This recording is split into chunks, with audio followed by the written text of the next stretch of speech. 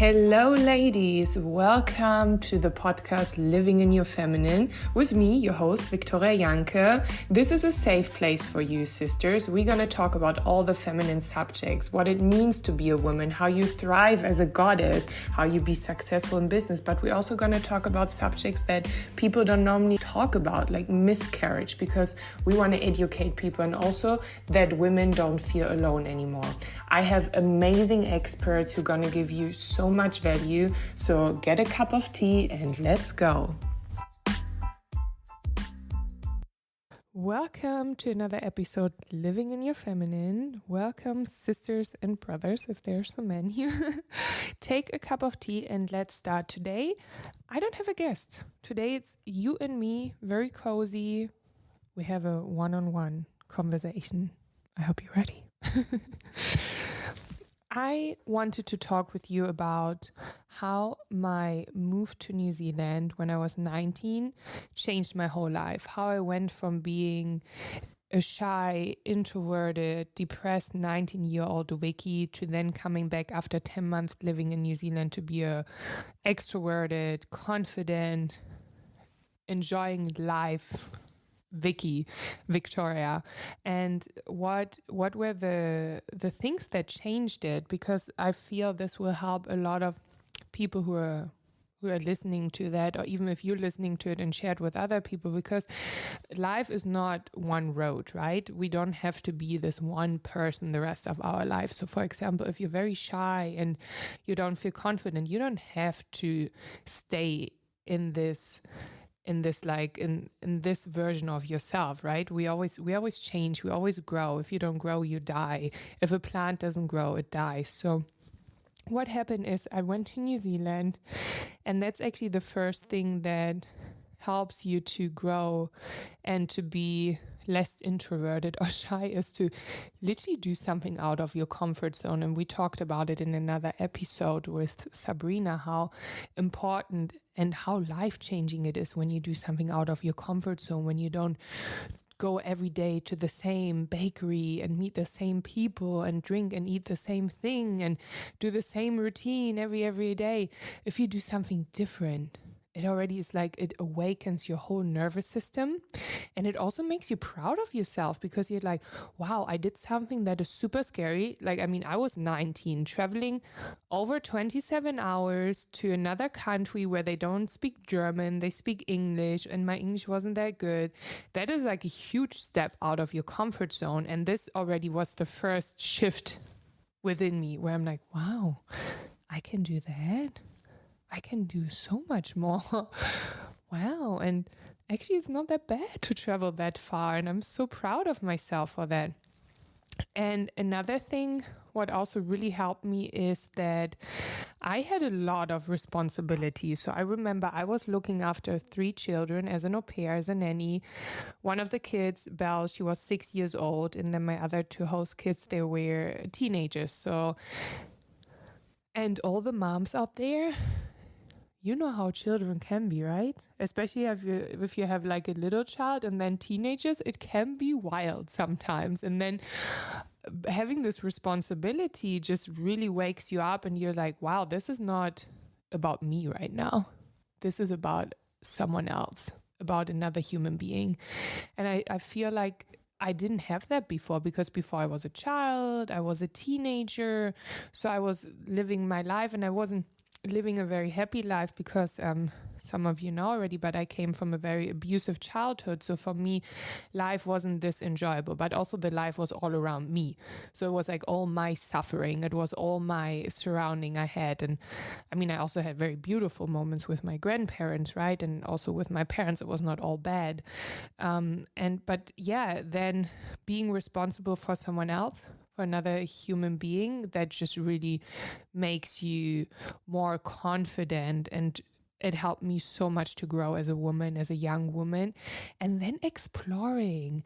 I went out to play rugby. I was connecting with people. I signed up at a at a school to improve my English because I felt I couldn't communicate that good, and just like really moving forward and learning something new. And also when you feel something, like for example, I couldn't communicate that good, I was like, okay, I have to do an English course, and why am I not doing it in my free time when I'm here?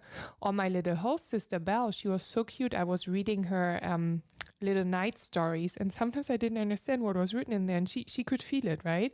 And she was like, should I explain you what this means? I was like, yes, please. And you know how cute children are when they explain you something and you never forget it, because you just like, it's so cute, and then you understand because they're explaining it in their little cute children voice. And so that was really good. And I remember a big moment was after a few months when my host mom came to me and she was like, hey, would you feel okay with it if her boyfriend and her go to Europe, because she had to go for work, and I would look after the kids for 3 weeks by myself? Not just all by myself, also the dad of the kids, they were separated, but they were like co-parenting. He would help and the grandparents would help. So I wouldn't be like alone, right? But I would have the most of the responsibility. And first I was like scared a little bit, when something new comes in your life and you're like, oh, I don't know. But then you're like, she believes in me, I can do that. Okay, I better believe in myself as well, because I wanted to make her proud. And I was like, I can do it. And I did it. And it was such a beautiful time. And I had also realizing how much support I had. She was always calling, the grandparents helped, the dad of the kids helped. So it wasn't just me alone, but I did it. And it was such a beautiful moment. I think this was like the biggest shift for me, to believe in myself, to not just stepping out of your comfort zone, but also believing in yourself and doing something that you never thought you would do. And then having someone in your life like my host mom, Sue, who believed in me. And she also was super inspiring because she, as a single mom, she was traveling. She's a super successful lawyer. And she also sparked this light in me. So the things that really helped me to be more extroverted and to be more confident was really to, first of all, stepping out of your comfort zone, doing something that you never thought you would do. Then surround yourself with people who support you, who believe in you, and also who push you out of your comfort zone. And then having like a mentor or a coach, like my host mom was for me, someone who helps you to step to the next level. And then also when you have something like language barriers, to be more open-minded. Okay, what is it, what I can do? Okay, in my free time now, I take my time, the most valuable thing I have, to improve my English so I can communicate better, and also asking for help. I ask a little 6-year-old girl to translate or to explain me things. So asking for help. You ask, you receive. That's like my mantra in life. If you don't ask, you don't receive it, right? And then also another thing I did, I went hitchhiking with one of my friends there. We went hitchhiking all over New Zealand. What is like kind of crazy, but we did it, and we did it together. So in a safe way, of course. And then also later I traveled to Canada and the US by myself after this New Zealand trip. So I even pushed myself even more out of my comfort zone. And when I came back from New Zealand, I remember my grandparents and my friends and my family, they all were like, wow, you changed so much. You came back like a different person. Before I was super shy, also depressed, not really happy with my life, introverted.